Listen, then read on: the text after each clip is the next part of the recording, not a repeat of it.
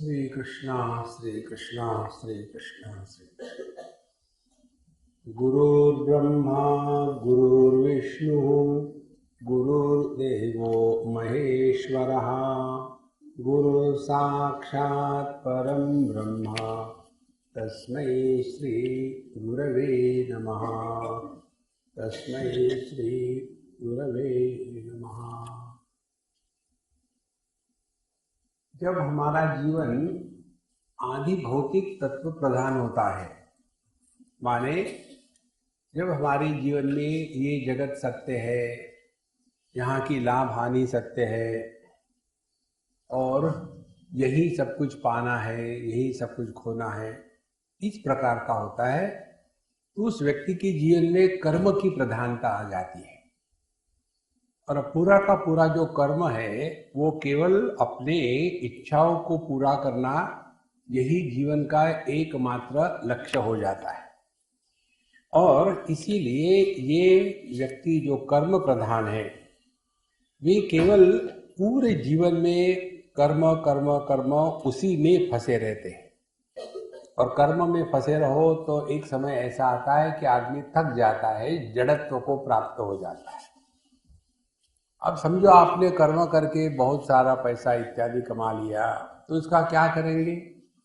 फिर दूसरा हमारे जीवन का पहलू है, वो है भोग करने का। और भोग करने के लिए ही हम जो कुछ कमा रहे हैं, तो 4 पुरुषार्थों में से केवल 2 पुरुषार्थ का ही हमारा ध्यान रहेगा कि हमको अर्थ और काम यही 2 पूरे जीवन में चलाने हैं।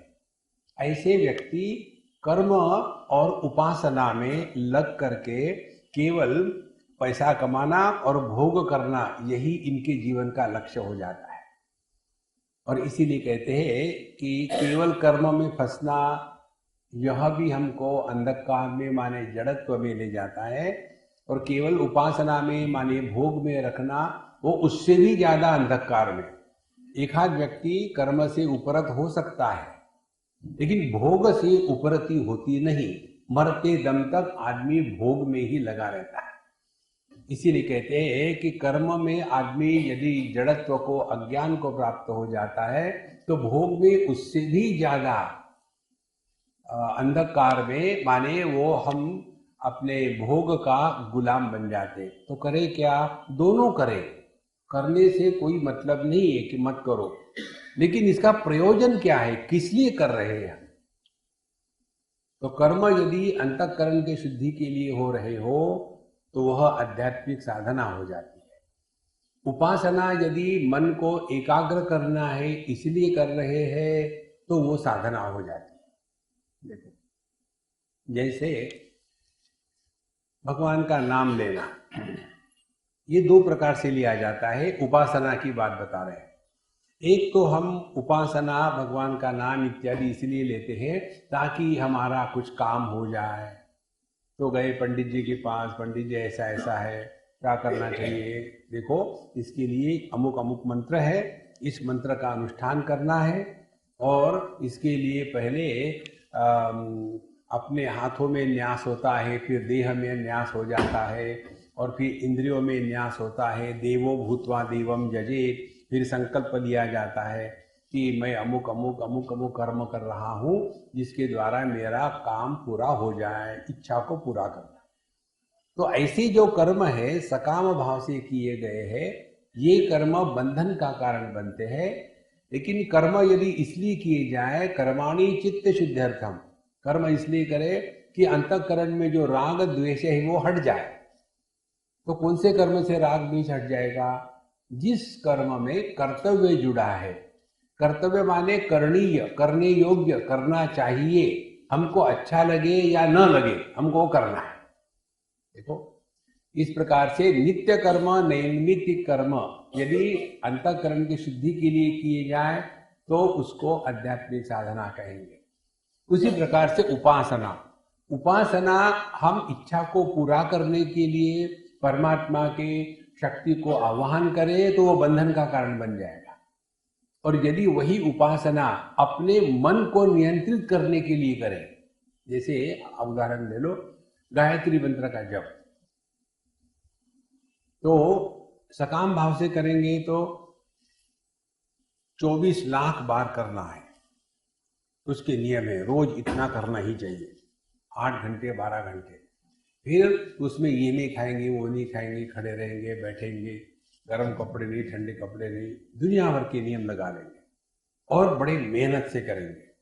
आप देखेंगे ये कर्मकांड उपासना करने वाले बड़े जिद्दी होते हैं, इतने जिद्दी होते हैं, वो जिद्द के कारण ही वो पूरा कर लेते हैं। इसीलिए ये उपासना करने वाले, तपस्या करने वाले, इनमें क्रोध बहुत होता है और जहां मर जाए वहां शाप देना शुरू कर दिया।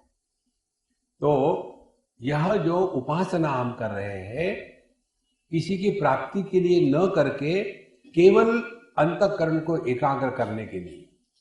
जैसे हम जब भगवान का नाम लेते हैं तो हमारा मन भटकता है इधर उधर, अब हमको इसीलिए लेना है कि मन भटके ना, तो फिर हमने शुरू कर दिया ओम नमः शिवाय,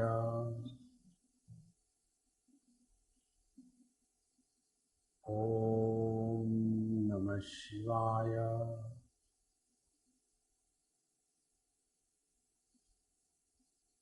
ओम नमः शिवाय।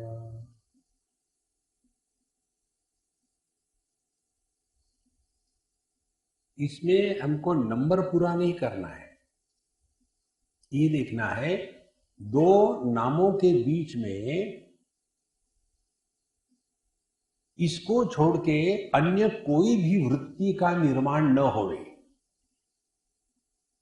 एक वृत्ति पूरी हो गई ओम नमः शिवाय, दूसरी शुरू होने के पहले बीच में की जो गैप है, अंतराल है, उसमें कोई भी वृत्ति निर्माण न हो। भगवान शंकराचार्य कहते हैं लय विक्षेपयोः संधौ मनस्तत्र निरामिषम स संधि साधितो येन स मुक्त नात्र संशयः। एक विक्षेप आ गया ओम नमः शिवाय, दूसरा विक्षेप अभी आया नहीं, तो बीच में जो संधि काल है तत्र मनः निरामिषम, वहां मन ऑब्जेक्टिविटी अनात्म भाव से रहित हो जाता है। अनात्म भाव रहित मन को ही चैतन्य कहते हैं।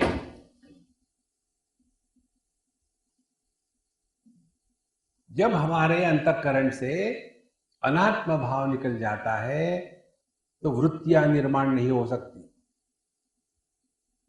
इसके लिए जब हम जप करेंगे तब वो बन जाती है आध्यात्मिक साधना। यदि हमको खाना पूर्ति करनी है, नहीं हमको बताया कि जब पूरा करो, जब तक कि 26 माला पूरी नहीं होती तब तक कि पानी मत पीना। और हमारे गुरु महाराज हमसे जरा ज्यादा ही प्रेम करते हैं, तो उन्होंने कहा कि देखो बेटा मैं तुमको महामंत्र दे देता हूँ, और फिर हरे राम राम राम हरे हरे, हरे कृष्ण कृष्ण कृष्ण हरे हरे, उसकी 26 माला करनी है। बैठे हरे राम राम जितने भगवान है सब कंफ्यूज हो रहे हैं, अरे यार किसको बुला रहा है, एक शब्द स्पष्ट नहीं।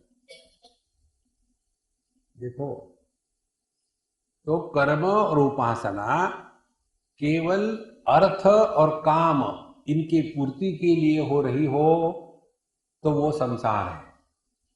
वही कर्म और उपासना यदि राग द्वेष से मुक्त होने के लिए, अंतःकरण को शुद्ध करने के लिए और अंतःकरण को एकाग्र करने के लिए हो रही हो तो वही आध्यात्मिक साधना बन जाती है।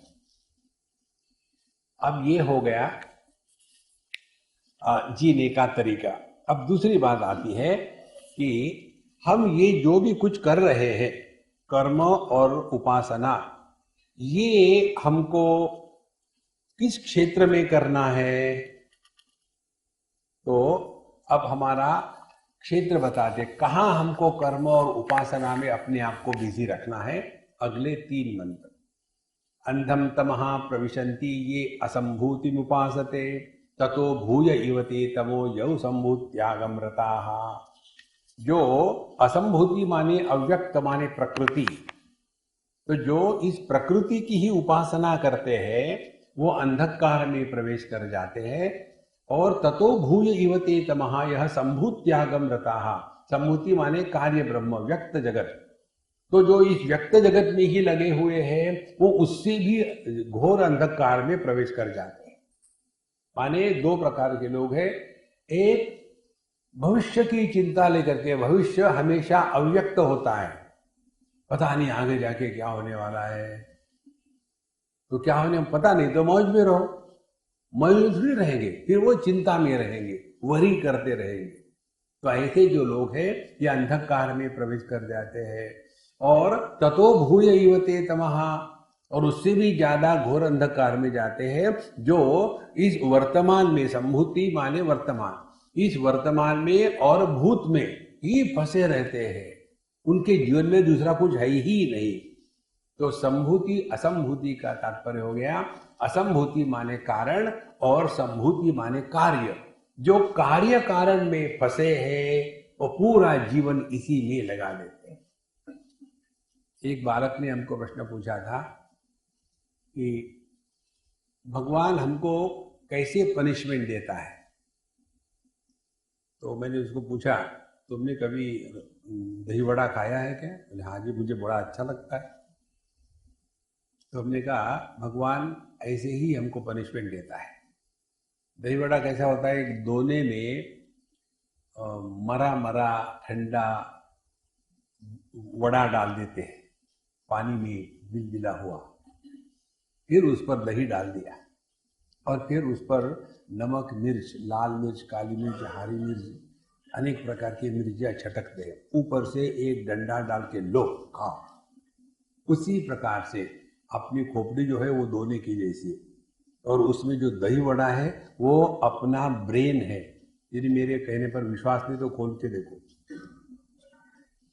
और फिर उसके ऊपर में नमक मिर्च के जगह में छिड़क देते हैं बुद्धि, लॉजिक, रीजन। जो आदमी जितना लॉजिकल होगा उतना दुखी होगा। देखो, कार्य कारण में फंसना माने हम अपने बुद्धि के गुलाम हो गए हैं। ऐसा व्यक्ति हर चीज के बारे में प्रश्न पूछेगा, ऐसा क्यों, ऐसा क्यों? अरे भैया क्यों क्यों चक्कर में मत पड़ो, ऐसा है इससे निकल जाओ। देखो, तो जो व्यक्ति ये असंभूति संभूति में लगे रहते हैं, माने या तो हम कारण की मीमांसा करते रहेंगे या तो हम कार्य में ही फंसे रहेंगे, तो दोनों के कारण हम इस जगत में अंधकार में माने अज्ञान में प्रवेश करेंगे। और इसका फल क्या होगा? अन्य देवाहु संभवात अन्य राहुर संभवात इति शुश्रुमधीराणाम ये न तरुचक्षरे। कहते हैं दोनों का फल अलग है। जो इस कार्य ब्रह्म में, इस व्यक्त जगत में ही बिजी रहता है, उसका पूरा जीवन केवल जगत में संग्रह करने में ही लगा रहता है। इतना संग्रह करेंगे, इतना संग्रह करेंगे कि फिर मुश्किल हो गई। आज के पेपर में या कल में जरूर आएगा कितने लोगों ने आत्महत्या कर ली है। एक क्षण में सब सिनेमा गायब। इसीलिए इसी जगत को सब कुछ मान लिया है, बाकी कुछ है ही नहीं दुनिया में। इनको कहे चार्वाकवादी। ऋणम कृत्वा घृतम पिबेत। चाहो जितना पैसा इकट्ठा कर लो और फिर देखा जाएगा आगे, नहीं तो बैंकरप्सी फाइल कर देंगे, अभी खा लो, मौज कर लो। देखो, तो ऐसे लोग जो है इनका अंत भिन्न होता है। और जो केवल कारण ब्रह्म में ही लगे हैं, हमेशा भविष्य की चिंता में लगे हैं, वो भी इतना इकट्ठा करेंगे, रिश्ते नाते, बेनामी प्रॉपर्टी और क्या क्या। इन दोनों में रहने से व्यक्तियों का जो फल है अव्याकृत और व्याकृत का, उपासना का, वो भिन्न है। तो करना क्या चाहिए? दोनों का सामंजस्य हो, दोनों का समुच्चय हो। संभूतिं च विनाशं च यस्तद्वेदो भयगं सः विनाशेन मृत्युं तीर्त्वा संभूत्यामृतमश्नुते। संभूति और विनाश माने असंभूति। तो जो संभूति और असंभूति माने कार्य ब्रह्म और कारण ब्रह्म, इन दोनों की तरफ ध्यान दे रहा है। ध्यान से सुनना। कार्य ब्रह्म में ध्यान देना जीते समय माने अपने जीवन में अभ्युदय, अभ्युदय माने इस जगत में दरिद्री बनकर के ना रहे। देखो, मेहनत करो, पैसा कमाओ, कंफर्टेबली रहो, नथिंग रॉन्ग इन दैट। तो संभूति इस जगत, देखो कई लोगों के दिमाग में ये बात आती है कि इंडियन माने क्या, जो दरिद्री है वो इंडियन। ये गलत बात है। हमारी देवता लक्ष्मी है, दरिद्री कहाँ है? उसी प्रकार से इंडियन टॉयलेट पता नहीं कहां से ले आए। इंडियन खाने का तरीका, जमीन पर बैठो और भैंस के जैसा खाओ, कहीं नहीं है ये लिखा। देखो, जगत में अभ्युदय होना अत्यंत आवश्यक है। जमीन पर बैठ के खाना ये कोई भारतीय संस्कृति थोड़ी है। भगवान श्री कृष्ण स्पष्ट कहते हैं भगवद गीता में कि अपने भविष्य को सुधारने के लिए वर्तमान में समझदारी के जीने की जो क्षमता है वह क्षमता मैं हूं, मैं अपनी संस्कृति हूं, ये भगवान ने नहीं कहा। देखो, इसीलिए इस जगत में रहते समय बढ़िया मेहनत करो, खूब पैसा कमाओ और बड़े अच्छी तरह से रहो। और उसी प्रकार से असंभूति, असंभूति माने ये सब करते समय अपने जीवन का उद्धार करना है। और वो उद्धार यही है, इसी जीवन में जीते समय अपने आप को परमात्मा में मिला देना है। ये दोनों बातों का सामंजस्य जीवन में आना आवश्यक है। पैसे नहीं होना और पैसे होकर भी पैसे की गुलामी नहीं होना, इसमें बहुत फर्क है। तो यहां दोनों बात बताते हैं, संभूति च विनाशम ते जस्तद वेदो भयगम स। दोनों को जीवन में चाहिए। अपना यह जीवन अभ्युदय युक्त हो और अपने जीवन में आध्यात्मिक बैठक हो। ध्यान से सुनना। एक कोई साधक है यूरोप में, तो वहां के लोगों की विचारधारा बड़ी विचित्र है। उसने सोचा कि मैं अध्यात्म के मार्ग पर आऊं, तो पहला काम क्या किया? डाइवोर्स ले लिया। फिर दूसरा काम, एक भी पैसा अपने लिए नहीं रखा। अब भारत में तो आप चले जाओ, किसी को बाबा जी बन करके 2 टाइम की रोटी मिल जाती है, वहां कोई नहीं देता। अब ये परेशान, एक ही चीज को लेकर के पैसा नहीं, पैसा नहीं, पैसा नहीं। तो मेरे सामने में क्या करो? हमने कहा देखो कि तुम जो कर रही हो वो गलत है। पहले अपने आप को सिक्योर रखो, नहीं तो भगवान का नाम लेने में मन नहीं लगेगा। तो अभ्युदय की आवश्यकता है, और यदि इस अभ्युदय के साथ आध्यात्मिक बैठक ना हो, prosperity without spiritual backdrop leads to perversion. ये परवर्शन से हमको अपने को बचाना है। देखो, एक उदाहरण दो आपको। वो जो सुधा अम्मा है, नारायण मूर्ति की विशेष, उनका इंटरव्यू आया था, हम पर देख रहे थे। तो उनको पैसे की क्या कमी है, लेकिन उनका जीवन अध्यात्म से इतना ओतप्रोत है तो उनकी जितनी भी वो एनजीओ चला रही है, उसमें पूरा जगत में ये सब लगा रही है। और अपने लिए उनकी हार्डली 2-4 वस्तु है। बोले मैं कभी शॉपिंग करने के लिए नहीं जाती। Prosperity with the spiritual backdrop leads to purification. ये आध्यात्मिक साधना है। उसके विरुद्ध, अब दूसरे का नाम हम नहीं बताएंगे, उसके विरुद्ध उनका भी आया था चित्र। इनके पास वर्ल्ड के जो बेस्ट जूते के ब्रांड है उसका एक कमरा भरा हुआ है, भिन्न भिन्न रंगों का। उनके पास इतनी घड़ियां जो बेस्ट ब्रांड है, हर एक प्रकार की नई घड़ी आती है तो इनके हाथ में आती है। माने घड़ी की कीमत है, समय की कोई कीमत नहीं। तो prosperity without spirituality leads to perversion. भगवान यहां यही कह रहे हैं कि जीवन में प्रॉस्पेरिटी होवे कार्य ब्रह्म में, लेकिन कारण ब्रह्म अपने जीवन का जो लक्ष्य है वो आध्यात्मिक रहे। ये सिद्धांत बताने के लिए हमारे शास्त्रों में अनेक कहानियां आती है। पुराणों में जो कहानियां होती है ना, उन कहानियों का तात्पर्य यदि हम समझेंगे नहीं तो कल्पना में भटकते रहेंगे और फिर कहेंगे कि ये सब कॉकबुल स्टोरी है। ऐसी नहीं होती बात। एक उदाहरण दे आपको। श्रीमद् भागवत महापुराण में कथा आती है। एक राजा थे ऋषभ देव जी महाराज, और उन्होंने 10,000 साल पृथ्वी का राज्य किया। फिर उन्होंने अपने राज्य को अपने ज्येष्ठ पुत्र भरत जी को सौंप दिया और चले गए जंगल में तपस्या करने के लिए। अब ये जो कहानी है, इसका तात्पर्य हम क्या निकालेंगे? ना समझ लो, oh it's a cock and bull story. 10,000 साल कौन जीता है? ये इसका तात्पर्य नहीं है। तात्पर्य ये है, चाहे आप पृथ्वी के राजा हो, चाहे एक इलेक्शन टर्म नहीं, 10,000 साल राज्य करो, सब कुछ आपके पास हो, फिर भी आपको कृतकृत्यता का अनुभव नहीं आएगा। तो फिर उन्होंने सब कुछ त्याग दिया और फिर तत्व के दर्शन के लिए निकल पड़े। इसीलिए जो केवल अभ्युदय में ही फंसे हुए हैं, कार्य ब्रह्म में, वो अंधकार में प्रवेश करते हैं।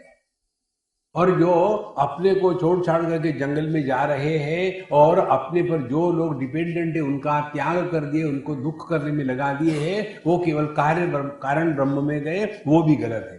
दोनों का सामंजस्य देखो। ऐसा जिसने जीवन जिया है वही विनाशेन मृत्युम तीर्थवा। तो यह जो संभूति है, माने इस जगत में रहते समय ठीक से रहे, प्रॉस्पेरिटी से रहे और अभ्युदय से रहे, तो जगत में छोटी चीजें के लिए मरना नहीं पड़ेगा। देखो महाराज, मृत्यु तीर्थवा। मृत्यु किसको कहते हैं? मृत्यु कहते हैं, तुलसीदास जी महाराज अनेक जगह बताते हैं, एक जगह बताते हैं कि जब व्यक्ति को भीख मांग के किसी के टुकड़ों पर पलना पड़ता है, क्योंकि वो हर चीज के लिए नालायक है, उससे बड़ा मृत्यु और कुछ नहीं। इसीलिए हमारे शास्त्र में कहते हैं, किसी से भीख मत लेना, डोंट टेक एनीथिंग, मेहनत करो और कमाओ। और दूसरी बात आती है, विनाशेन मृत्युम तीर्थवा संभूत्यामृतम अश्नुते। और जो संभूति है, माने जो कार्य ब्रह्म है, इस कार्य ब्रह्म में आदर सत्कार के साथ रहे और इस जगत से निकल जाते समय कोई भी लूज एंड ना रहे। इस प्रकार से जीवन में दोनों बातें, कार्य ब्रह्म और कारण ब्रह्म, इनमें सामंजस्य से रहे, तभी हम जीवन ठीक जी रहे हैं, अन्यथा नहीं। यहाँ तक होने के पश्चात अब एक महत्व का मार्ग आता है, जो लेकर के हम सब लोग इसी में फंसे रहते हैं। तत्र निषेकादि श्मशानांतम कर्म कुर्वन् जिजी विषेद यहा विद्या सह अपर ब्रह्म विषयाम तदुक्तम विद्या च विद्याम च। अभी तक जो बताया है कि जो जन्म से लेकर के मृत्यु तक कैसा जीना चाहिए कर्म के साथ, ये बताने के पश्चात ये बताया कि अपर ब्रह्म और पर ब्रह्म की उपासना इत्यादि करे। अब मरते समय, माने जिन्होंने अपने जीवात्म भाव का त्याग नहीं किया, ध्यान से सुनना, दो चीजें हैं अध्यात्म में, तीसरी चीज नहीं। पहली चीज देहात्म भाव का त्याग, दूसरी चीज जीवात्म भाव का त्याग। देहात्म भाव का त्याग होने के बाद ही जीवात्म भाव पर हम कार्य करना शुरू कर सकते हैं। उदाहरण दे दो आपको। एक बार एक कॉलेज में हमारा प्रवचन होने के बाद IIT की खड़गपुर की कहीं की बात है, तो एक लड़के ने पूछा, स्वामी जी हु एम आई? तो मैंने कहा सच बताऊं कि झूठ बताऊं? बोले एक आध बात तो सच बोला करो। बोले ठीक है, सुनो, तुम बेवकूफ हो। तो जब उसको कहा तुम बेवकूफ हो, तो वो कहता है क्या भगवान रमण महर्षि भी बेवकूफ थे? नहीं, वो तो नहीं थे। तो फिर आप कैसे कह रहे? क्योंकि हु एम आई, मैं कौन हूं, ये उनका ही विचार है। हमने कहा देखो उन्होंने मुझे नहीं पूछा था, तुमने मुझे पूछा है, मैं तुम्हारे प्रश्न का जवाब दे रहा हूं। ध्यान से सुनो, जब तक हम अपने को देहात्म भाव से स्वीकार करते हैं तब तक मैं स्त्री हूं, पुरुष हूं, जवान हूं, बूढ़ा हूं, पति हूं, पत्नी हूं, भाई हूं, माँ हूं, बाप हूं। कहां प्रश्न आएगा ये प्रश्न कब आएगा? ये प्रश्न तब आएगा यदि मैं देह से अन्य हूं। फिर मैं कौन हूं? स्त्री हूं कि पुरुष हूं? जवान हूं कि बूढ़ा हूं? ब्राह्मण हूं कि क्षत्रिय हूं? कौन हूं मैं? तो ये कोहम, मैं कौन हूं, हु एम आई, ये प्रश्न तभी वैलिड हो सकता है जब हमने अपने आप को देहात्म भाव से उपरत कर लिया है तब।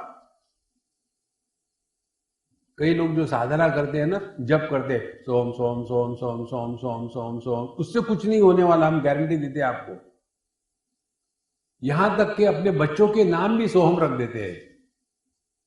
सोहम आजा बेटा दूध पी ले। अरे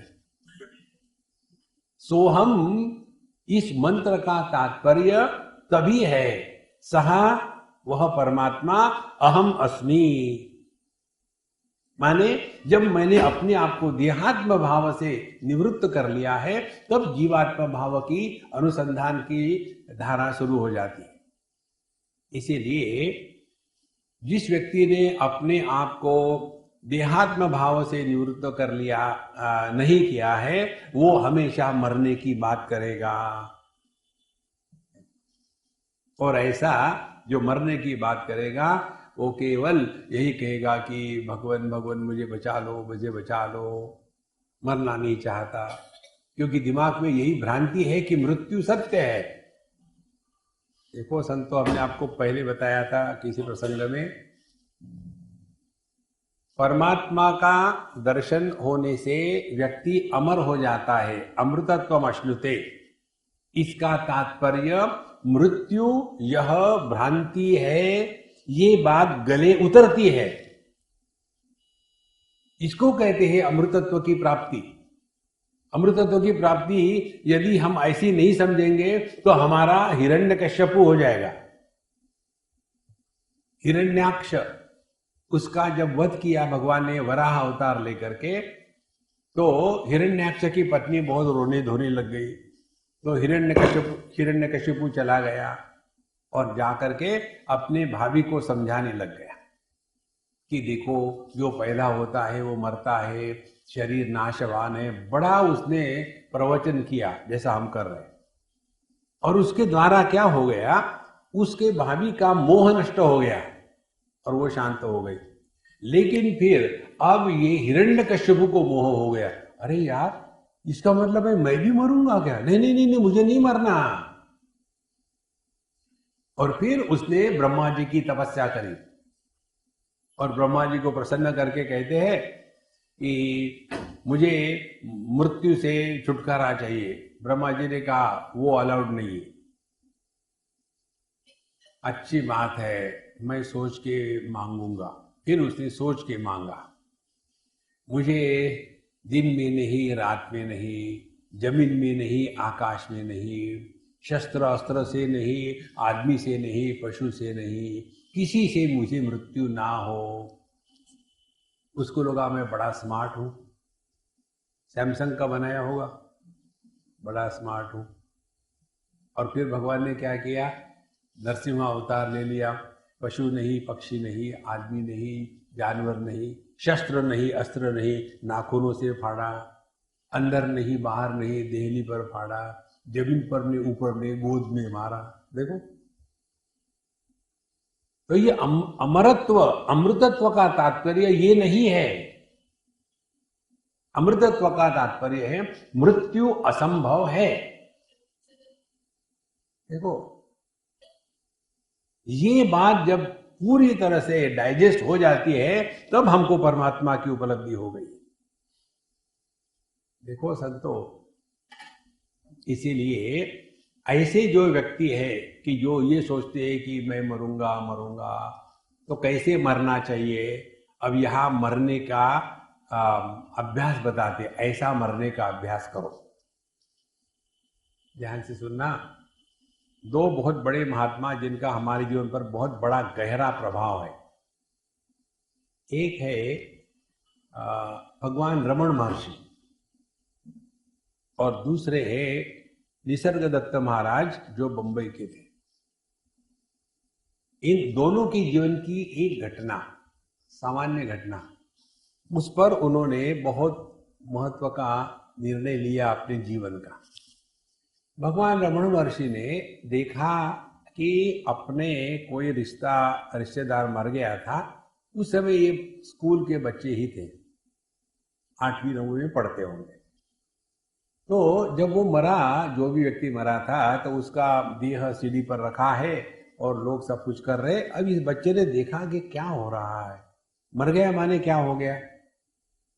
फिर ये अपने कमरे में गए, बिस्तर पर लेट गए और ध्यान से सुनना, और उन्होंने मरना मरना खेलना शुरू कर दिया। जैसे बच्चे लोग घर में घर घर खेलना शुरू करते हैं, भाई बहन पति पत्नी बन जाते हैं और घर घर खेलते हैं। उसमें भाई बन जाता है पति, बहन बन जाती है पत्नी। तो क्या पति पत्नी होते हैं? ये खेल रहे हैं।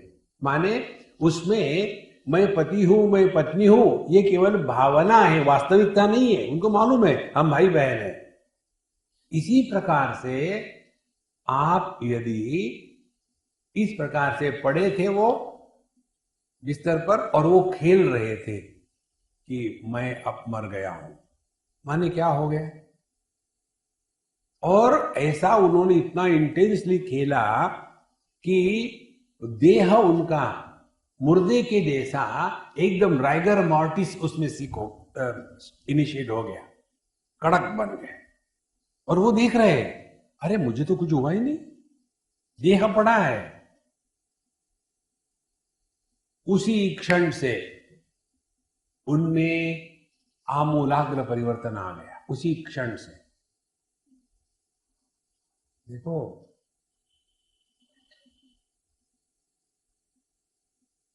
फिर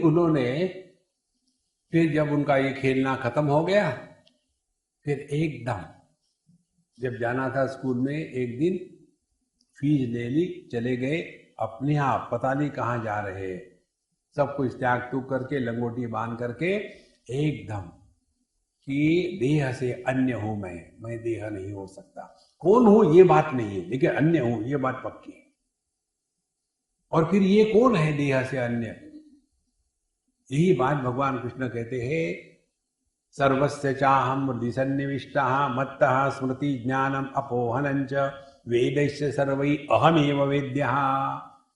मैं ही जागृत स्वप्न सुषुप्ति समाधि इन सब का आधार हूं।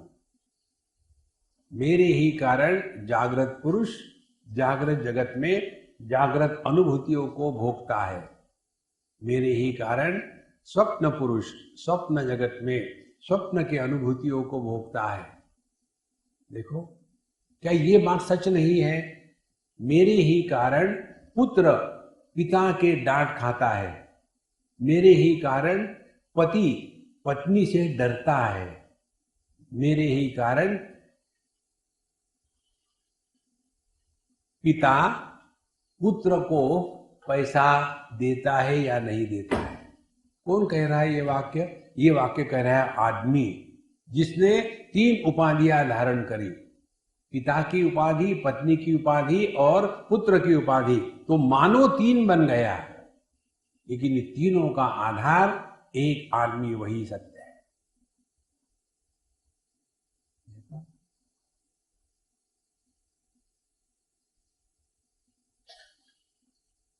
इस तत्व को पहचानना भगवद गीता के 2 अध्याय में आता है। स्थित्वा श्याम अंतकालेपि ब्रह्म निर्वाण मृच्छति। यह घटना मरने के पहले 2 क्षण भी हो जाए तो भी जीवन सफल हो गया। और ये न होने का कारण क्या है? हम इस दुनिया की चमक धमक में फंस गए हैं। इसीलिए यहाँ प्रार्थना करते हैं, मरते समय कैसी प्रार्थना करनी चाहिए। एक बुढ़ाओ मर रहे थे और बोला, देखो बेटा अब तो मेरा समय आ गया है, राजू है, काजू है, भाजू है, माजू है, हाँ पिताजी हम सब लोग यहाँ हैं आपके पास। अरे मूर्खों, सब यहाँ है तो दुकान में कौन है? दुकान में जाओ। इसीलिए मंत्र है, हिरण्मयेन पात्रेण सत्यस्यापीतं मुखम तत्वं पूषन् अपावृणु सत्य धर्माय दृष्टये। सत्य धर्माय दृष्टये, जो मैं सत्य धर्म को प्राप्त करना चाहता हूं उस मेरे लिए क्या करे? हिरण्मयेन पात्रेण सत्यस्य मुखम अपिहितम। हिरण्मय पात्र माने ये चमकीला जो सोने का ढक्कन है, इसके द्वारा यह परमात्मा सत्य, इसका मुख ढक गया है। देखो कल परसों हमने आपको बताया था, इस पर सूक्ष्म चिंतन करो संतो। रूप रंग हमारे दृष्टि को ढक देते हैं। जब तक कि हमारा ध्यान रूप रंग के प्रति होगा तब तक कि हमारा ध्यान अपने दृष्टि की तरफ नहीं है। अब उदाहरण के लिए एक्सपेरिमेंट करो, ये पीछे जो हमारे एक पोस्टर लगा हुआ है उसको देखो आप, और अपना अनुभव करो कि आपका अनुभव इस समय क्या है। आप अपने से दूर चले गए हो। अब वहां से अपने दृष्टि को हटाओ और यहां भगवान श्री कृष्ण खड़े हैं, उनको देखो। अब उसकी सापेक्षता में आप अपने थोड़े करीब आ गए हो। अब उससे अपने मन को हटाओ, दृष्टि को हटाओ, और आप अपनी आंखों से अपनी आंखों को देखो। तो आपकी दृष्टि गायब। देखो इसी प्रकार से जब तक के इस जगत के विषय हमारे लिए महत्व के होंगे तब तक के हम अपनी इंद्रियों की तरफ भी ध्यान नहीं देंगे। खाना खाते समय चटक मटक, मिर्च, मसाले, पापड़, अचार, इसमें इतना इंटरेस्ट होता है कि ये याद नहीं रहता खा खा के मेरा वजन 4 टन हो गया है। खाओ खाओ खूब धन कैसे। आपको ये खाने का तमाशा देखना है, दिल्ली चले जाओ और वहाँ आर्य समाज रोड है करोल बाग में, वहाँ साइड में ये चाट वाली दुकानें हैं और सब भी पंजाबी माताएं पूरी पोती हुई है, लाल लिपस्टिक की वो ऐसा, और भव्य दिव्य शरीर, खाती पीते घर की, और वहां खड़ी रहेगी वो टन टन करके वो चाट बेच रहा है, चटनी और डाल थोड़ा। ये जबान हमको इतनी नचा रही है, विषयों के प्रति आकर्षण। देखो, और विशेषता मालूम है क्या है? ये जबान हमको इतनी नचाती है खाने के लिए, लेकिन किसी ने देखा है क्या मोटे आदमी की जबान मोटी होती है? जबान वैसी ही रहती है, हमको मोटा करके जोड़ देती है। देखो, तो जब तक के ये हिरण्मय पात्र यही है, विषयों के प्रति आकर्षण जब तक है तब तक के सत्य का मुख ढका हुआ है। तो विषयों का सत्य क्या है? इंद्रिय। बहरे आदमी को शब्द नाम का विषय नहीं है, अंधे आदमी को रूप रंग नाम का विषय नहीं है। तो दृष्टि ही जब स्थूलता को प्राप्त हो जाती है उसी को रूप रंग कहते हैं। देखो, श्रवण शक्ति सूक्ष्म है, अव्यक्त है। यह श्रवण शक्ति जब स्थूल हो जाती है तो उसी को शब्द कहते हैं। इसीलिए हिरण्मयेन पात्रेण सत्यस्यापि हितं मुखम। तो जब तक हमारे जीवन में विषयों का महत्व है, इंद्रिय ढक गए, फिर हम अपने इंद्रियों को महत्व देंगे तो मन ढक गया। देखो, एक बड़े प्रज्ञा चक्षु महात्मा हो गए वृंदावन में। जब वो पहले उन दिनों में भारत डिवाइडेड नहीं था, तो बहुत अमीर घर के उनके माता पिता मर गए, तो उनके चाचा भतीजों ने सब लूट लिया और ये लड़का उस समय 8-9 साल का था। बीमारी आ गई, दोनों आंखें चली गई और उसके पश्चात अब कौन देखता है इसको, कोई देखने को तैयार ही नहीं। फिर ये किसी मंडली के साथ चल पड़ा, साधु बाबा की मंडली के साथ, वहां से बिछड़ गया। फिर वो बताते हैं कि मैं जब जा रहा था तो सामने से एक बैलगाड़ी आई, धक्का मारा, मैं गिर गया, तो मैंने गुस्सा किया, उसको गालियां दी, दिखता नहीं क्या तुझे, मैं आ रहा हूं, तूने मुझे ढकेल दिया। और गाड़ी वाला क्या करे, वो चला गया। फिर आगे गया, एक साइकिल वाला आया, उसने ठोका, फिर मैं गिर गया, फिर मैंने गुस्सा किया। फिर आगे गया, एक पेड़ से टकराया, फिर मैंने विचार किया आप किससे गुस्सा करूं। देखो, जो व्यक्ति अपने अनुभूतियों से सीखता है वही अध्यात्म के मार्ग पर चल रहा है।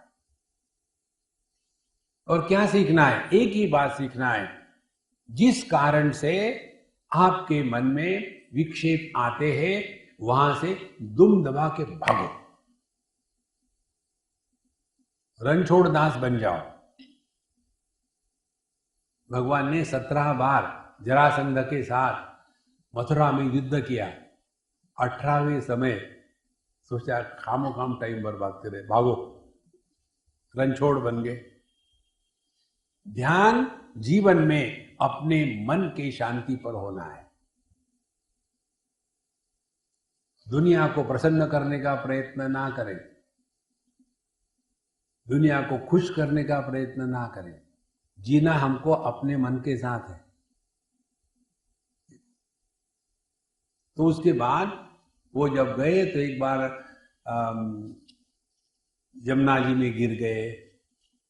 तो उससे पहले तो वो जगत को लेकर के, इंद्रियों को लेकर के दुखी होते थे। फिर उन्होंने अपने आप को प्रभु के चरणों में अर्पण कर दिया पूरा।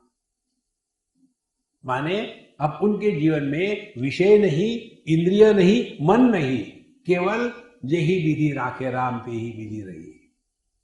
हिरण्मयेन पात्रेण सत्यस्यापि हितं मुखम। भगवान यहाँ मंत्र में कहते हैं तत्वं पूषण अपावृणो। हे पूषण, पूषण माने सूर्य देवता, हे सूर्य देवता, वो ये जो चमकने वाला सोने का ढक्कन है जिसके पीछे यह सत्य छिप गया है, हे भगवान यह सोने का ढक्कन हटाओ। क्यों कि सत्य धर्माय दृष्टये, मैं उस सत्य का दर्शन करना चाहता हूं। ये पूरी की पूरी साधना अपने पर लगानी है। जब तक के ये दो चीजों से हम परेशान रहेंगे तब तक के परमात्मा हमसे ढका हुआ है।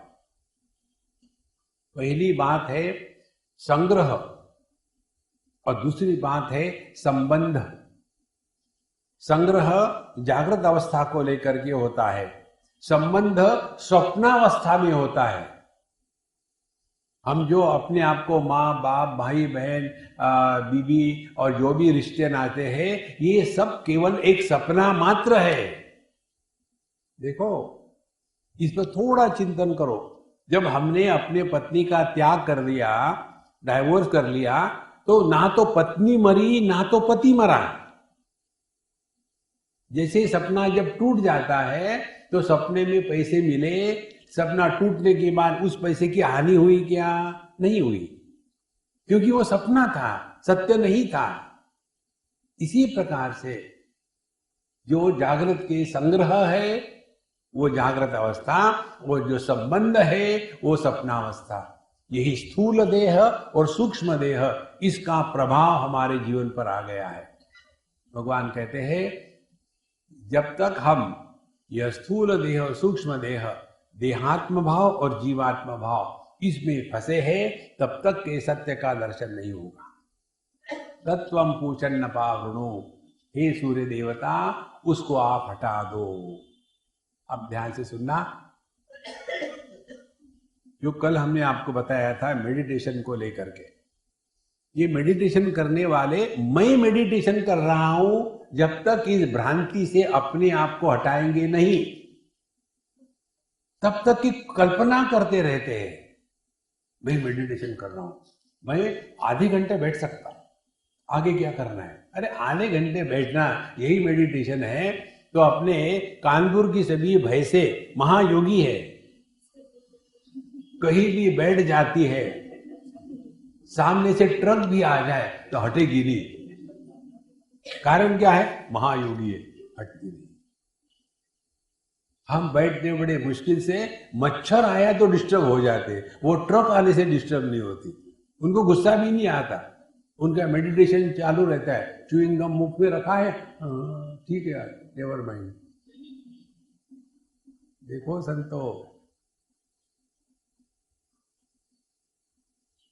जब तक के मैं है तब तक के संसार है।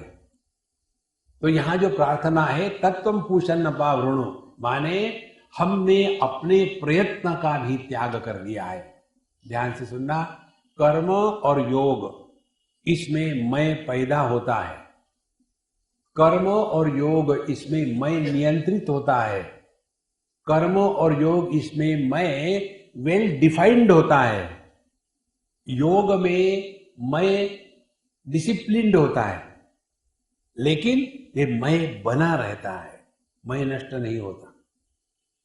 इस मैं का समर्पण करने के लिए जीवन में भक्ति का आह्वान करना जरूरी है।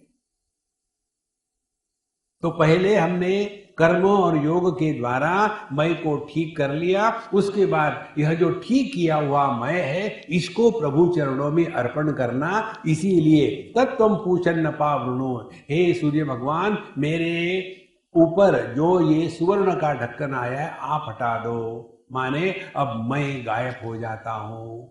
हमारे जीव भाव के अभाव में ही परमात्मा का प्रभाव होता है।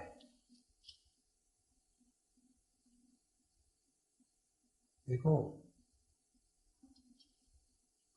गहरी नींद में यही तो होता है। गहरी नींद में जो जागृत में दुखी होने वाला व्यक्तित्व था, पति पत्नी भाई बहन माँ बाप, ये सब के सब ढक्कन निकल जाते हैं और वहां केवल ब्रह्मानंद शुरू हो जाता है। तत्वम पूषण न पावृणु सत्य धर्माय दृष्टये। इसीलिए आध्यात्मिक साधना का तात्पर्य यही है, जीवात्म भाव देहात्म भाव से हटे। अगले मंत्र में कहते हैं, पूषण में कर्षे यम सूर्य प्राजापत्य व्यूह रश्मिन समूह तेजो यत्ते रूपम कल्याणतमं तत्ते पश्यामि योसा वसो पुरुषः सोहमस्मि। हे पूषण, पूषण माने क्या? जगतः पोषणात् पूषा रवि, जो इस संपूर्ण जगत का पोषण करता है, पालन पोषण करता है, भरण करता है, उस सूर्य भगवान को ही पूषण कहा है, पूषा कहा है। हे पूषण, पोषणात् रवि सूर्य तथा पूषण एक अर्षे, एक ही है, हजार नहीं है सूर्य। इसी प्रकार से एक ही परमात्मा सब में प्रकट हो रहा है। परमात्मा के प्राकट्य को जब तक हम ठीक से समझेंगे नहीं, तब तक दुनिया भर के प्रश्न आते रहेंगे। एक ने मुझे पूछा था, स्वामी जी ये इतने जीव मर रहे हैं तो इतने जीव आते कहां से? तो उसके दिमाग में क्या हो गया, जीव माने चिंगारियां है, कैसे आ रही है, ये इसका अर्थ नहीं है। अब ध्यान से सुनो, आप एक दर्पण के सामने खड़े हो तो आपका एक प्रतिबिंब पड़ेगा, फिर दो दर्पण लगा लो, दो प्रतिबिंब पड़ेंगे, हजार दर्पण लगा लो, हजार प्रतिबिंब पड़ेंगे। तो आपसे हजार प्रतिबिंब पड़ने से आपकी कोई हानि हुई है क्या? देखो, इसी प्रकार से एक ही परमात्मा सभी पंचकोशों में प्रकट हो रहा है, तो परमात्मा को क्या अनेक हो गया वो? इस सिद्धांतों को पकड़ लो। औपाधिक अनेकता काल्पनिक होती है, वास्तविक नहीं होती। और यह काल्पनिक अनेकता को ही हम सत्य मान के बैठते हैं और उसी के कारण दुखी होते हैं। इसीलिए हे सूर्य भगवान, आप एक ही है। यम जो सबका नियंत्रण करने वाले हैं, यम माने नियंत्रण करने वाला। तो एक ऋषि थे गच्छति, आप अकेले ही जगत में हो, आप ही ने सब जगत को पूरा धारण करके रखा है, इसलिए हे एक ऋषि। तथा सर्वस्य संयमनाद यमहा, हे यमहा जो सबका संयमन करने वाले हैं। पृथ्वी और सूर्य इसका डिस्टेंस यदि 2-4 इंच से भी आगे पीछे हो जाए तो हाहाकार हो जाएगा। तो यह सबका नियंत्रण करने वाले। तथा रश्मि नाम प्राणा नाम रसनाश्च स्वीकरणात् सूर्य हे सूर्य, और उसी प्रकार से सभी प्राणों को रसों को धारण करने के कारण सूर्य की जो रश्मियां हैं उसको रश्मि कहते हैं। तो और प्रजापते हे अपत्यम प्राजापत्य, यहाँ प्रजापति के पुत्र हो इसीलिए हे प्राजापत्य। व्यूह विगमय स्वरश्मीन स्वान रश्मीन, आपकी जो किरणें हैं उसको आप हटा लो। अब ध्यान से सुनना, सूर्य की बात हमने समझ ली, अब अपने में आ जाओ।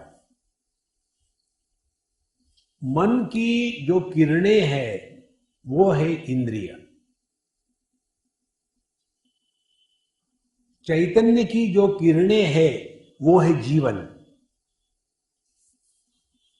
सभी की आंखों से दिखता ही है, सभी की कानों से सुनता ही है, क्योंकि सभी में एक ही मन है, सभी की दृष्टि कान इत्यादि एक ही, अनेक नहीं है। व्यूह दृष्टि समूह। तो आप अपनी जो रश्मियां हैं उनको आप समेट लो। अब इसका अर्थ क्या हो गया कि कठोपनिषद में आता है, यच्छेद वांग मनसी प्राज्ञ तद्यच्छेद ज्ञान आत्मनि, ज्ञान आत्मनि महति नियच्छेद तद्यच्छेद शांति आत्मनि। इंद्रियों को विषयों से हटा लो, इंद्रियों को मन में एब्सॉर्ब कर लो, मन को बुद्धि में एब्सॉर्ब कर लो, अपने बुद्धि को परमात्मा की बुद्धि में डाल दो और वह परमात्मा में अपने आप चला जाएगा। फिर वहां केवल परमात्मा मात्र रहेगा, हम नहीं रहेंगे। इसीलिए व्यूह रश्मिन समूह यत्ते रूपम कल्याणतमम। ध्यान से सुनना, विषयों का त्याग कर दिया, इंद्रियों में आ गए। विषयों के त्याग से इंद्रियों पर कोई प्रभाव नहीं। देखो जैसे हमारी आंखें खुली है, हम आप सबको देख रहे हैं। आप समझो 101 लोग हैं, यहां 10,000 लोग आ गए तो क्या हमारे आंखों पर बोझा होगा? आप सब निकल गए तो क्या आंखों की कोई हानि होगी? तो हमको समझना क्या है? यही समझना है, ये केवल हम देख रहे हैं, इसका हम पर कोई प्रभाव नहीं। तो व्यूह रश्मिन समूह, तो विषयों का त्याग कर दिया, इंद्रियों में आ गए। इंद्रियों का त्याग कर दिया, मन में आ गए। मन का त्याग कर दिया तो ऐसे स्थिति में पहुंचे जिसका त्याग नहीं हो सकता। तत्ते रूपम कल्याणतमम, यही हमारा कल्याणकारी रूप है। तत्ते पश्यामि, वह मैं अब देख रहा हूं। वो पुरुषः, पुरुष माने दो उसके अर्थ है। पुरीशयनात् पुरुषः, जो देह से प्रकट हो रहा है उसको पुरुष कहते हैं। तो उसका प्राकट्य भले परिच्छिन्न हो, लेकिन जो प्रकट हो रहा है वो परिपूर्ण है। देखो सूर्य का प्रतिबिंब जब एक छोटे बर्तन के रखे पानी में पड़ता है तो प्रतिबिंब परिच्छिन्न उपाधि के कारण है, लेकिन जो सूर्य प्रतिबिंबित हो रहा है वो तो अनंत है। इसीलिए पूर्णत्वात् पुरुषः एंड पुरुषयनात् पुरुषः। तो हे सूर्य भगवान, हे परमात्मा, जो आप अपने आप में परिपूर्ण हो वही इस देह से अपूर्णता के रूप में मानव प्रकट हो रहे हैं, तो वह पूर्ण परमात्मा मेरा अपना असली स्वरूप है। तो जो वह असौ पुरुषः, जो पुरुष सूर्य में प्रकट हो रहा है आदि भौतिक आदि दैविक दृष्टि से, वही सूर्य भगवान, वही परमात्मा मुझ में प्रकट हो रहा है। इस प्रकार से एक ही तत्व आदि भौतिक, आदि दैविक और आध्यात्मिक, इन तीन उपाधियों के कारण मानो तीन प्रतीत हो रहा है, लेकिन है एकमात्र। सोहमस्मि, वह मेरा स्वरूप है। पूषण्ये कर्षे यम सूर्य प्राजापत्य व्यूहरश्मिन समूह तेजो यत्ते रूपम कल्याणतमम। आपका जो कल्याणकारी रूप है, तत्ते पश्यामि, अब मैंने उसको पहचान लिया है। और जो सावसो पुरुषः, यह जो पुरुष उस सूर्य में है वही मैं हूं, अनेक नहीं है। जब सूर्य के प्रकाश की हम बात करते हैं तो दिमाग में ये आ जाता है, ये दिखता है ये प्रकाश, इसको प्रकाश नहीं कहते। जो प्रकाशित करता है वो प्रकाश। तो ये जो दिखता है आंखों से, क्या ये शब्दों को प्रकाशित करेगा, ये गंध को प्रकाशित करेगा? नहीं। तो विषयों को प्रकाशित करने वाला जो प्रकाश है वो इंद्रियों का प्रकाश है। तो चूंकि इंद्रिय सभी विषयों को प्रकाशित करते, तो सभी विषयों से इंद्रियों का प्रकाश तेजपुंज है। फिर इंद्रियों को प्रकाशित करने वाला मन है, तो मन का प्रकाश सभी इंद्रियों के प्रकाश से श्रेष्ठ है। इसका मतलब ये नहीं करना जैसा अंदर देखा तो लाइट दिखने लग गया, आहा लाइट आया, बढ़िया मेडिटेशन हुआ, और दूसरे दिन नहीं आया, परेशान। स्वामी जी क्या करे पता नहीं, उस दिन मेडिटेशन में बैठे तो बढ़िया लाइट था, आजकल लाइट आता ही नहीं, क्या हो गया? बल्ब फ्यूज हो गया, बदल दो। इस चक्कर में मत पड़ना, लाइट आके चला गया है, जो आके जाता है ये केवल मन का खेल है। जो ना कभी आया, जो ना कभी जाता है, वह सत्य है। डटे रहो मुन्ना भाई, देखो तब जाके तत्व का दर्शन होता है। ये तो वही देखो, उस दिन मुझे भगवान कृष्ण का दर्शन हो गया था, उसके बाद होता है दर्शन दो घनश्याम नाथ मोरे। भाई ठीक कर, दर्शन दो घनश्याम। देखो महाराज, अध्यात्म स्टेज पर परफॉर्मेंस नहीं होता। We have to live 24/7 in that experience. सोहम अस्मि। अब इतना होने के पश्चात आगे कहते हैं, अब हम मरने के बिस्तर पर पहुंच चुके। वायु अनिलम अमृतम अथ इदम भस्मांतगम शरीरम। ओम क्रतो स्मर कृतगम स्मर, क्रतो स्मर कृतगम स्मर। अथ इदानीं मम मरिष्यतः वायु प्राणः अध्यात्म परिच्छेदम हित्वा आदि देवता आत्मानं सर्वात्मकम अनिलम अमृतम सूत्रात्मानं प्रतिपद्यताम इति वाक्यशेषः। अब कहते हैं, यह जो वायु अनिलम माने सूक्ष्म देह जो है हमारा, यह सूक्ष्म देह अब इस देह से माने जीव भाव जो है, जीव है, क्योंकि हमने अभी जीव भाव का त्याग नहीं किया है, वही आदमी मरने की बात करेगा। जिसने जीव भाव का त्याग कर रहा है उसको मरने से कोई मतलब नहीं। देखो हम लोग वाराणसी में है ना, तो कबीर जी ने अपना देह वाराणसी में नहीं छोड़ा। देखो उनका कहना था, यदि राम के नाम से आदमी तर जाता है तो वाराणसी में मरने की क्या जरूरत है? वो उधर चले गए, गंगा जी के पार, वहां मरे वो। देखो इसीलिए यदि हमारे दिमाग में ये बात है, नहीं नहीं हम तो मरने वाले हैं, अब क्या होगा, तो सुन लो क्या होगा। आपका जो सूक्ष्म देह है, जिसको जीव भाव कहते हैं, वो अथ मम मरिष्यतः, मैं मरने वाला जो हूं, वायु माने सूक्ष्म देह, अब ये मेरे देह का त्याग करके अब यहां से निकल जाए। कहां निकल जाए? सर्वात्मकम अनिलम अमृतम सूत्रात्मानम प्रतिपद्यता। अब ये निकल करके हिरण्य गर्भ में चला जावे। अब ध्यान से सुनना, स्थूल जगत की प्रधानता को लेकर के समष्टि के दृष्टि से जिसको कहते हैं वो है विराट पुरुष। इस विराट पुरुष का दर्शन भगवद गीता के 11वें अध्याय में बताते हैं। और आपने देखा होगा ये इस्कॉन की चित्र या तो गीता प्रेस के चित्र, उसमें दिखाते हैं भगवान का दिव्य शरीर, बहुत बड़ा शरीर है और दुनिया भर के सर हार्ट सब कुछ उसमें है, और अर्जुन नीचे से देख रहा डर डर के क्या है। ये उसका अर्थ नहीं है। विराट पुरुष माने जैसे पुरुष सूक्त में आता है, सहस्र शीर्षा पुरुषः सहस्राक्ष सहस्रपाद स विश्वतो भूत्वा। तो ये जो विश्व रूप दर्शन है, भगवान विराट पुरुष है। सहस्र शीर्षा माने उसके 1000 सर है, तो तुरंत उन्होंने 1000 सर लगा दिए, टक टक टक टक टक। सहस्राक्ष उसके 1000 आंखें हैं, माने पर हेड 1 आई। ऐसे थोड़ी होता है।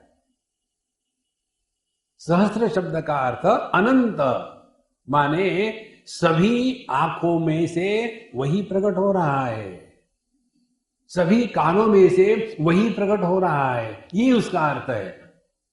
लेकिन जो स्थूल दृष्टि में फंसे हैं उनको वैसे ही लगता है, आकार का त्याग ही नहीं हो सकता।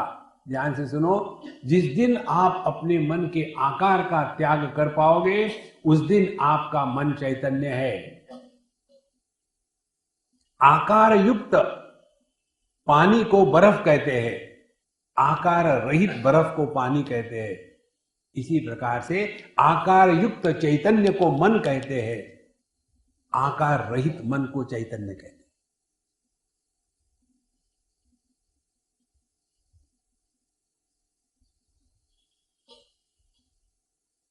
आकार को धारण करो, थकावट आ जाएगी। हम सोते हैं माने क्या करते हैं? हमारे मन ने जो देह का आकार धारण करके रखा था, इसके कारण ये मन थक जाता है। तो फिर सोना माने हमारे मन ने इस देह के आकार का त्याग कर दिया। और इसीलिए सुषुप्ति अवस्था में हम ना पुरुष है ना स्त्री है, ना जवान है ना बूढ़े है, ना पति है ना पत्नी है, ना सास है ना बहू है, क्योंकि अब कोई भी आकार नहीं।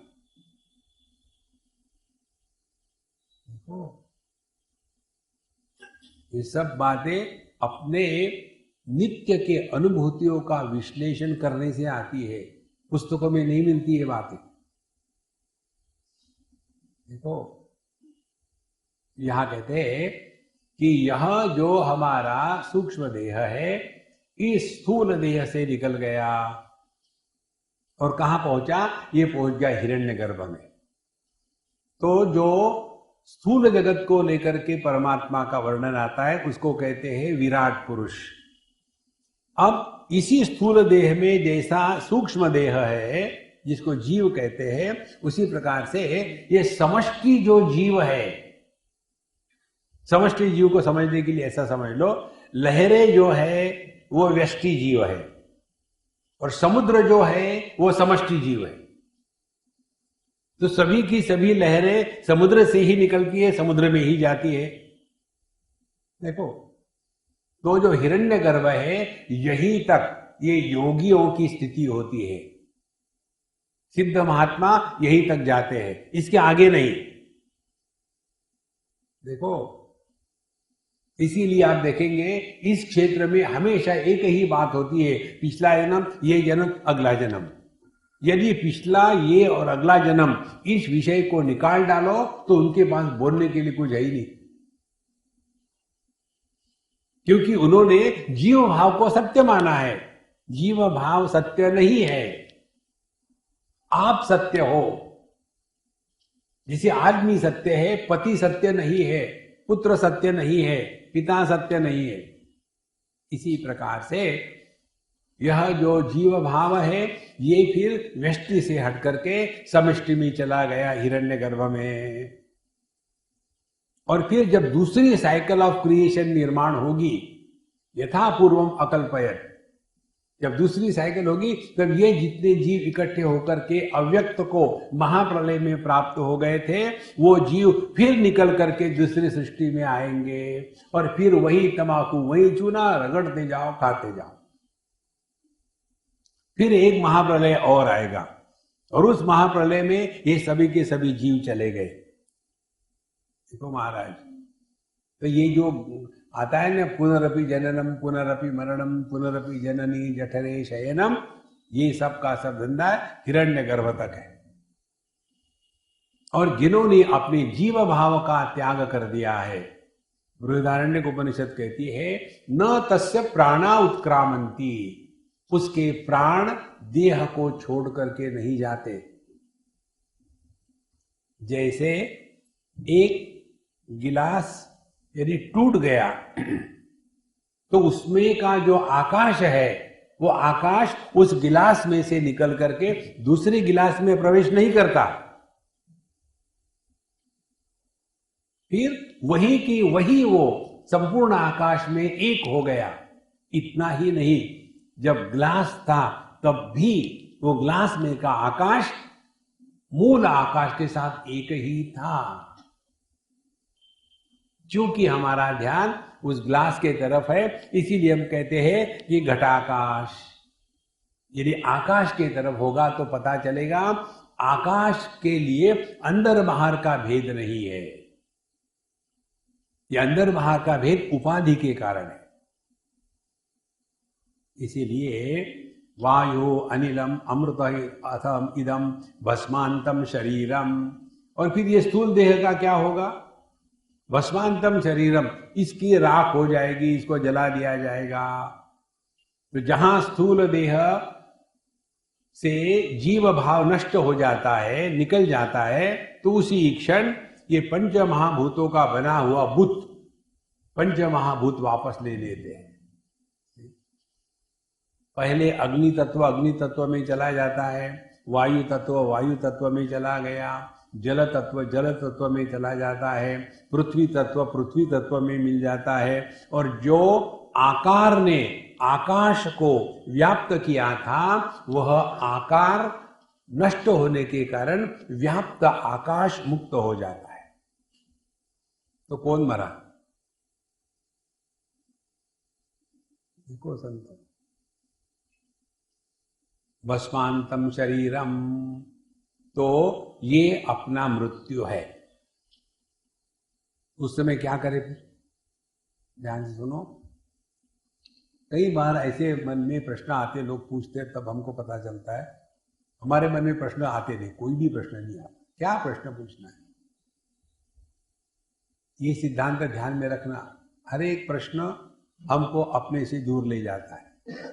कोई भी प्रश्न ले लो, अपने से दूर गए, अज्ञान में नष्ट हो गए। और क्या करना है जान करके?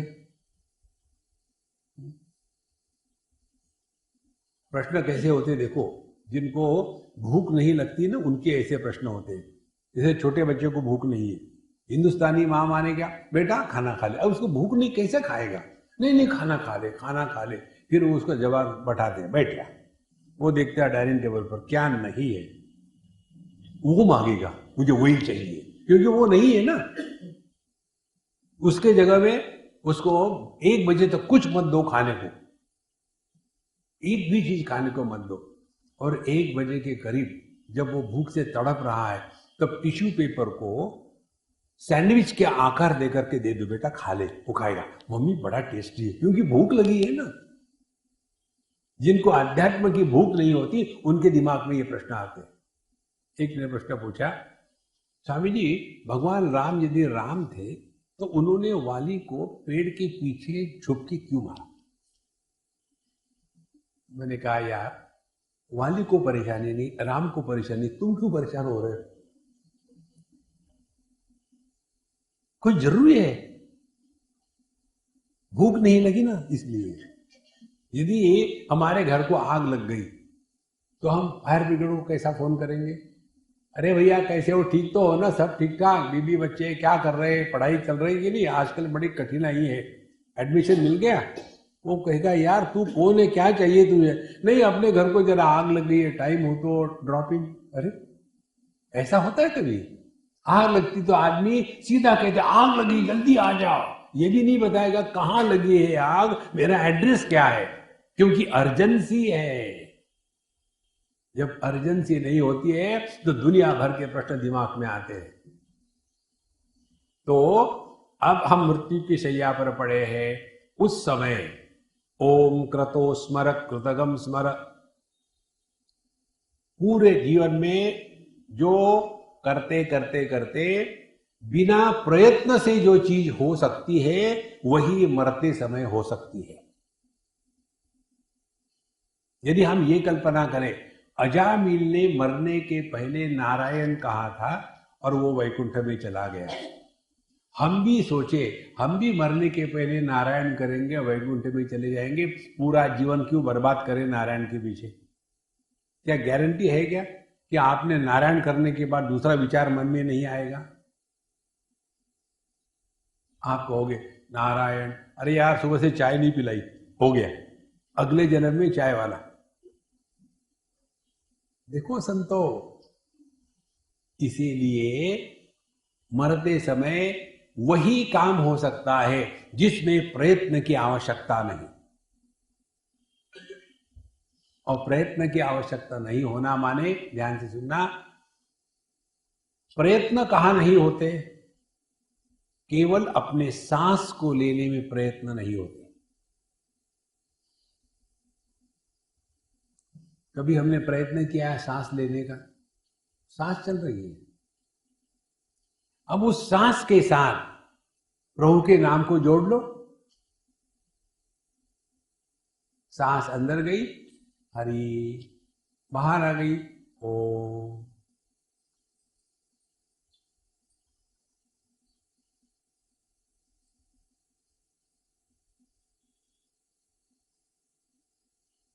पहले आपको ये अभ्यास करना पड़ता है, और ये अभ्यास कहीं भी कर सकते हो आप, उसके लिए कोई नियम नहीं है। सुबह उठ करके कमोड पर बैठो, शुरू कर दो, धीरे धीरे धीरे धीरे, भले समय लगे 1 साल 2 साल 10 साल कोई बात नहीं। और ये करते करते सांस के साथ, सांस हमारी क्रिया शक्ति है और भगवान का नाम ये ज्ञान शक्ति है। जब क्रिया शक्ति ज्ञान शक्ति इन दोनों का एकत्रीकरण हो जाता है, उसी को चैतन्य कहते हैं। चैतन्य जब डिवाइड हो जाता है तब उसको ज्ञान शक्ति क्रिया शक्ति कहते हैं।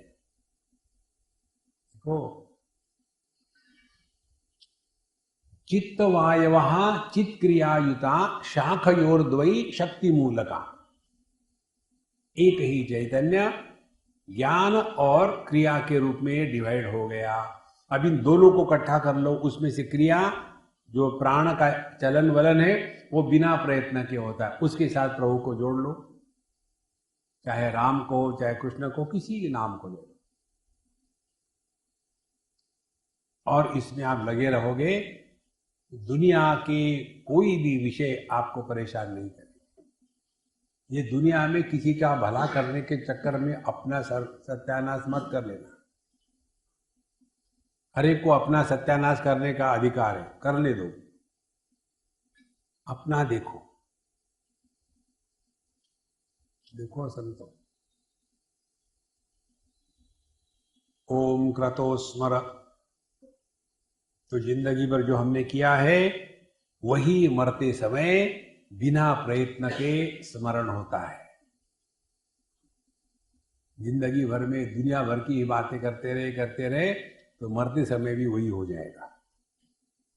देखो ध्यान से सुनना, सबसे कठिन बात कौन सी है जिसका हम त्याग कर नहीं सकते? वो है स्वाद। एक बूढ़ा मर रहे थे, तो डॉक्टर ने बताने के बाद बच्चों ने कहा कि पापा पापा अब तो डॉक्टर ने बोल दिया है, अब बताइए आपकी क्या इच्छा है, पूरी कर देते हैं मरने के पहले। बेटा देखो, ये डॉक्टरों ने मुझे पिछले 6 महीने से कुछ खाने नहीं दिया, अब ऐसा करो, मरना तो ही, मुझे एक चिकन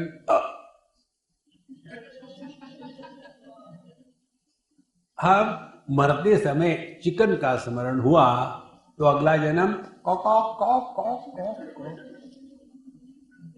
हो गए पैदा। देखो, ओम क्रतो स्मर कृतगम स्मर, ओम क्रतो स्मर कृतगम स्मर। देखो संतो,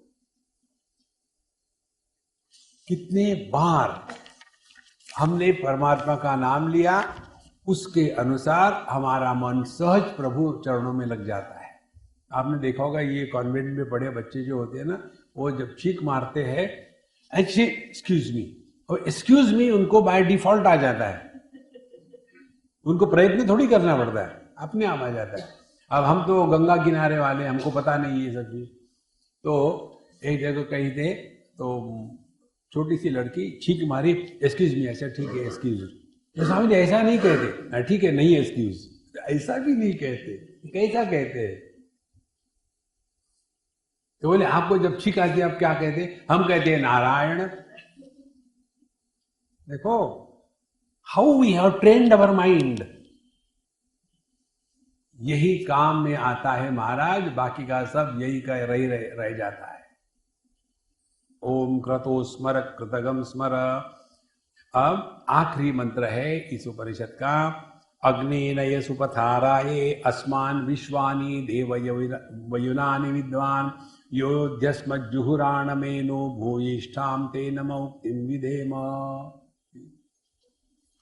हे अग्ने, अग्नि कर्म की देवता है।